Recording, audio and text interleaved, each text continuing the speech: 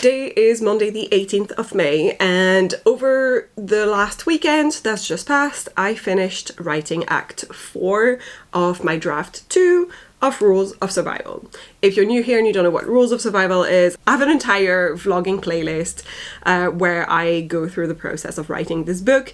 It is my space horror sci-fi, loosely inspired by Resident Evil meets Alien in space, and it's basically zombies in space with a side of romance. We have now finished Act 4 and we are entering Act 5 because I have a 5-act structure. It is sort of my own structure. I'm aware that some 5-act structures do exist, but I had a whole meltdown about structure a couple of videos ago, so if you want to watch that, feel free.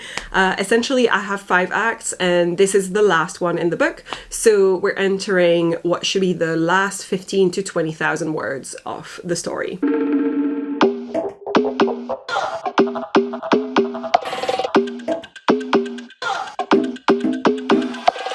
I have technically cheated and already started a little bit. I'm currently, how many words do I have in Act 5? I have 412 words written into Act 5, but the chapter I'm in is a little bit boring.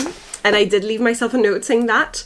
There's a lot of looking at cameras to find someone and just, I think it's a little bit stagnating, and so I need a little bit more action in it, or at least something to make it more interesting. So some chapters have more editing to get done and some chapters have less, and I think this is one that might have a little bit more, so we'll see how we do. I also have sort of a deadline that I've decided for myself because I want to give this book to my critique partners in June. However, I never specified beginning or end of June. We are currently aiming for mid-June, so I'd like to be done with Draft 2 rewrites by the end of the first week of June, so I have an extra week to reread myself for any glaring mistakes, basically. And then I will hand it over to my critique partners. That's the plan. I'm using a calendar view of a database for my reverse outline on Notion so that I can see where I'm at, in which scene, what needs to be moved around. And I am late. I am late by 2 scenes because in my calendar view currently, I should have done scene 39 and scene 40, and I did not. So I have those 2 scenes to finish, and that means I need to move everything around and pray that I'll be able to get everything done. I do have very little on next weekend, and we have a bank holiday Monday, so hopefully that will help me get over that. But I also need to take a break around the 28th, which is when I fly out to Brussels. But I also need to be putting pens down and taking a break on the 28th, which is when I'm flying out to Brussels for my best friend's wedding. And then I will have a week off beginning of June to chill, so I can actually write a lot during that time. So I'm gonna move some things in my calendar to try and make that work, but essentially, yeah, I'm late and I need to catch up. 1, 2.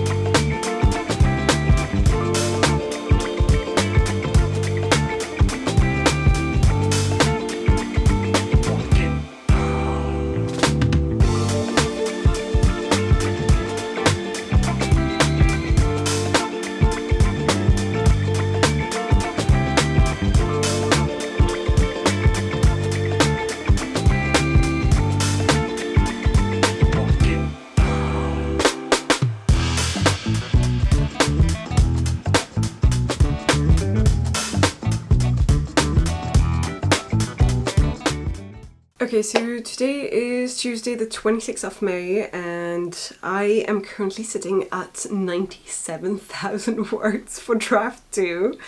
I'm basically in the middle of Act 5. I feel like I have done a ton of progress over the last weekend because we just had a long weekend in the UK, so I had Monday off, and on Saturday I did like 2,000 words. On Sunday I did 4,000 words because I did like a private working sesh with Stieg, and then on Monday I did another 2,000 words. So I did like 8k in one long weekend, which felt really, really good. And I'm in the middle of my chapter 30.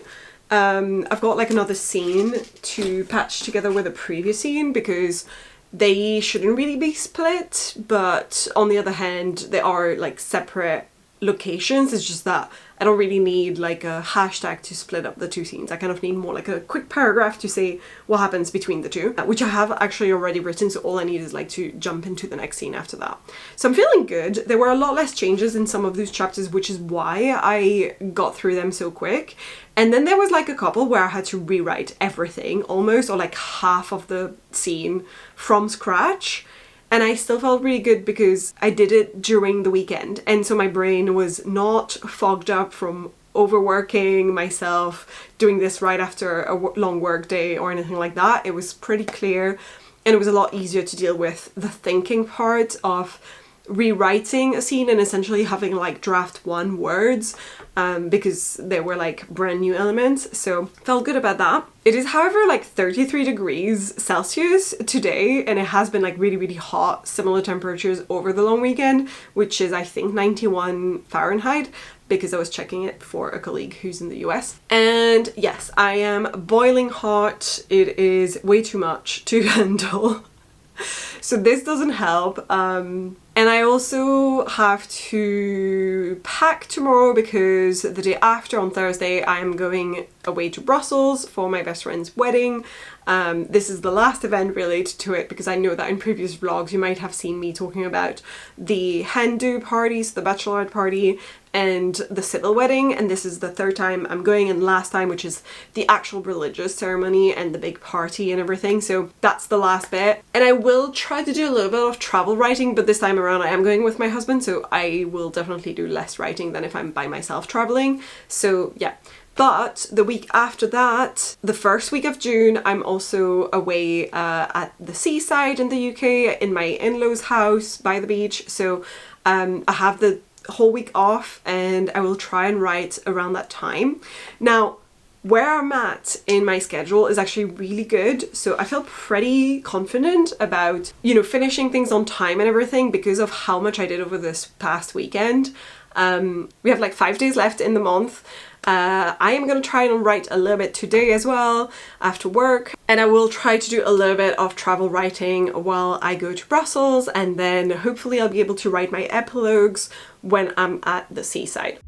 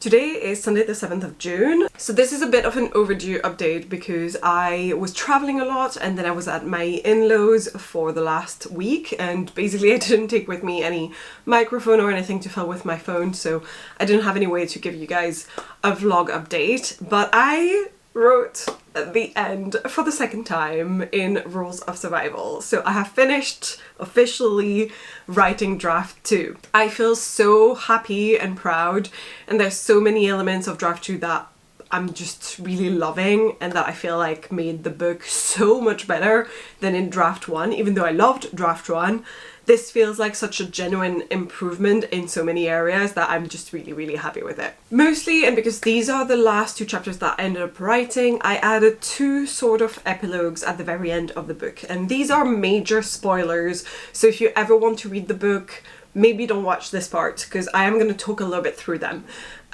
So the first epilogue I wrote is because I ended up deciding to potentially kill my character Saturn. And this is a decision that took me a really long time to come to terms with, because at the very, very beginning, when I started writing the general ideas for the plot and everything, and I started outlining the book, I decided I was going to kill Saturn because I wanted a big dramatic, we're killing this character and this is impacting Themis type of scene. And then while I was writing draft 1, I realized Themis is a lot closer to Freddy. And Freddy's become this best friend who's a lot closer to her in age and in, I want to say, almost the authority levels that they have. And so it makes more sense that this is the person she developed a close friendship with.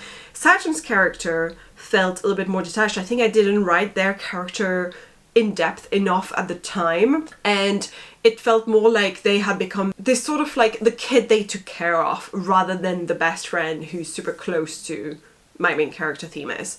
In draft 2, I set out to change this, but because of that, in draft 1, I decided the character that should die to create this big impact on Themis is Freddy, because this is the moment that will impact her the most is if it's basically her best friend or the closest that she's ever gotten to a friend dies, and in her arms and everything. It's the whole, you know, Dark Night of the Soul moment. If you like Save the Cat as an outline, as a beat sheet, it's sort of that moment. So then I started writing draft 2, and I knew one thing I wanted to improve was to make Saturn's character more developed and to add more depth to their personality and everything. So I wrote an extra scene with Saturn, and then I realized I had a better grasp of them as a person, and it was a lot easier to write them in the book. And it made me understand a little bit more the relationship that Themis had with Saturn, as well as the relationship Freddy had with Saturn. So I was going back and forth between killing off Saturn or not killing off Saturn by the end of the book.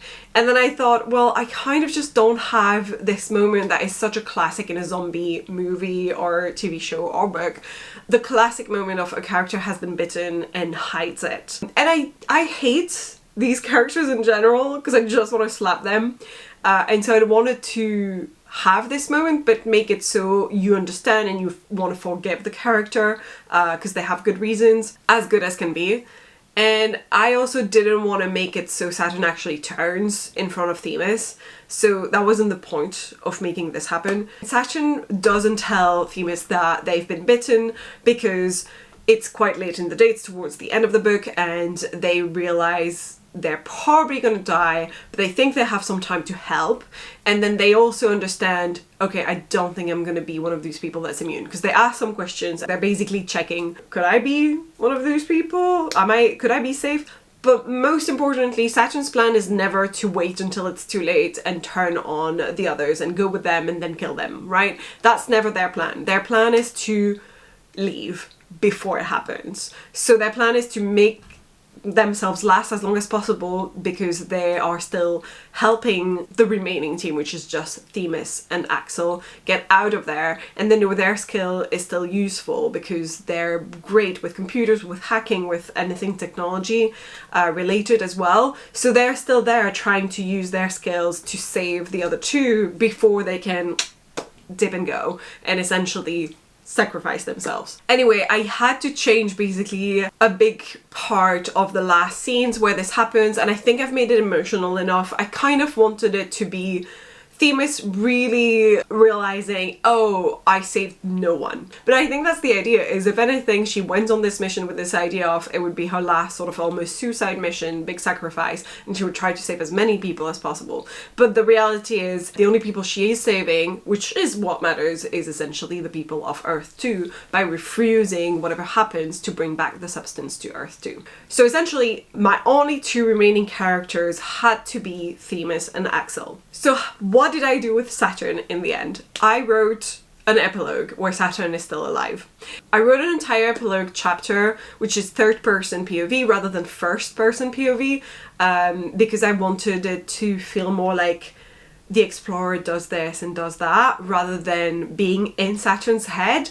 And I'm really happy with it. It's the moment you realize Saturn is like, okay, well, you know, I'm gonna die anyway. I have a very, very long shot here. Let me take it. Let me try to take it. So they go back all the way to the settlement, grab the injections that were for Freddie, which are for her first Earther's disease, which is essentially what made her immune in the first place, is to have these injections.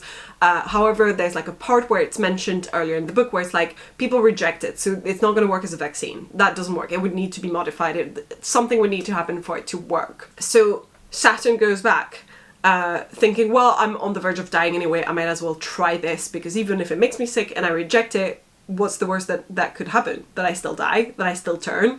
This is what was going to happen anyway. So they go back to the infirmary, grab the injections and inject themselves with it, and then leave the settlement on time when Carson comes back down crashing with his shuttle and explodes the entire settlement. And there's hints, and it's not like explicitly said so, but I'm leaving very big hints that are essentially saying that Saturn sort of becomes a hybrid between infected and human, and is sort of still human, still retains their consciousness and themselves, and they don't die basically, but are also infected and still have aspects of the substance that are making them different. And that's sort of a nice Hollywood vibe ending epilogue, you know, post-credit scene where you're like, oh, could there be another movie afterwards? That's kind of the vibe I wanted to leave, is this idea of like, there could be a sequel with a completely different, you know, problem, because now we have a hybrid sort of, are they still human? Are they not? And I really like also this aspect from some zombie stuff that I've watched, including All of Us Are Dead, where you do have some people who are like technically not immune to the zombie virus, but just they don't die and they retain their consciousness. Essentially, Saturn's not dead, but there's something else. Now, the other epilogue I have added, I had been talking about in previous vlogs, so this is not as much of a spoiler anymore, but I did add at the very end some news clippings, like snippets of news and extracts from the Obscura forum, which is this dark web forum I made up. That is a little bit like a Reddit sort of forum, but essentially like a place where people are discussing these, you know, conspiracy theories surrounding Vortex and everything. And I wanted to be like, okay, so essentially the timeline of the leaked footage gets revealed. So everything about Mission Eternity and the fact that Vortex experiments made these zombies and like people freaking out and being like, oh my god, this is bad. And then Vortex stocks like tanking. But then Masashi Win, which is the name of the competitor's company, so the people who sent Isabel in the first place, buying off Vortex, and then suddenly all that footage was a hoax. It was AI made, it was not real, it was deepfake or whatever, and so people just fell for it, but essentially it's not real, everything's fine. And so they're gonna fight off this no-go zone injunction that Themis placed on the planet, which basically means no one can go there, so that they can go back there. So Masashi Win buys Vortex and then starts fighting off the injunction and prepares already for their next mission to go back to Panacea. And I wanted that to be my big ending, my big epilogue, because that is, again, such a staple of the genre of having this idea of like, things are not over, things will get worse, don't worry about it. I feel like it just really goes with this horror genre, so I wanted to have that in there as well. I'm really happy. I think this is the last vlog for draft 2 technically. I am gonna be doing a very quick reread that I don't think will require much vlogging at all, so I probably won't film this. Just for any glaring like spelling mistakes or anything that I notice before I send it off to my critique partners. And then I'll probably do a vlog when I get critique partners feedback all of around that, but that won't be for another couple of months probably, because I'm going to give them a bigger deadline. One of my critique partners for sure, Anna, can read the book in June, I believe. So she'll probably be the first one to have it done. But I also know Hudson is likely to read it in July, and I'm not entirely sure about Becca, but I'm going to tell her that I'm only waiting for feedback by the end of July, so she gets, you know, a month and a half, 2 months, if she wants to. So I'm not going to touch anything, I'm not going to look at anything until the end of July is the idea, is having myself a proper, clean break off almost 2 months and focus on other books, on other ideas, on other concepts, have, you know, fun with other things that are not rules of survival. Take a break, essentially. That's the plan. I'm going to take a break from rules of survival for 2 months, and then we'll get back on critique partners feedback and everything, and we'll talk about that then. This is the end of the second part of this journey, I guess, because we had a whole first part, which was draft 1 in 2025, and then we have been writing draft 2 for like 4 months, I think. I had like a couple of vlogs before that that were all about, you know, tightening my world building and taking notes and rereading myself and doing the reverse outline, all of these. And then the actual writing of draft 2, I think, took around 4 months. Oh, and the final word count. Here's the word count from my Word doc after I've copied everything into it. 106,414 words. My total word count. And we are at, I believe, 33 chapters. So the only chapter I have named epilogue is the very last one with the news snippets. And the one before is technically chapter 33, never stop trying. Rule 33, never stop trying. So yes, 106,000 words compared to draft 1, which was just above 91,000 words. So pretty much 15k over what we had in draft 1. We did have technically, I think, 3 new scenes in the other part of the book, and then technically this is 2 epilogues on top of that. So 5 new scenes, counting for about 15k more than what we had before. That's the very end of our second part of the journey of our draft 2, and I guess we'll talk to you guys when we're preparing for part 3. But in the meantime, we'll be taking a short little 2-month break. Thank you very much for watching, and I'll see you guys in the next one.